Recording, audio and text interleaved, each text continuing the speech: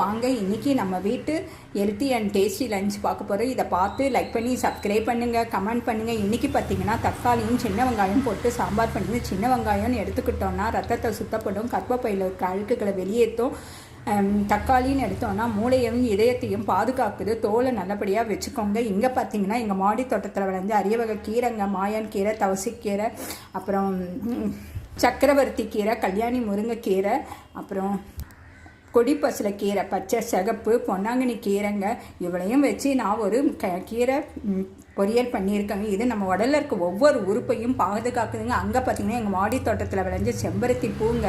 இது பார்த்திங்கன்னா படப்படப்பு இருக்கிறவங்களுக்கு ரொம்ப நல்லதுங்க, இதயத்தை பாதுகாக்குதுங்க. இது பார்த்திங்கன்னா இன்சுலின்ங்க, என் மாடி தோட்டத்தில் விளைஞ்சு. இது சுகருக்கு ரொம்ப நல்லதுங்க. இந்த இலையை சாப்பிட்டோன்னா சுகர் லெவல் குறையுங்க. ஐயா எடுத்தோன்னா ரத்த அழுத்தத்தை குறைக்குதுங்க. அங்கே லெமன் ஜூஸ்ங்க கொலஸ்ட்ராலை கம்மி பண்ண எடையை குறைக்குங்க. தேங்க்யூ.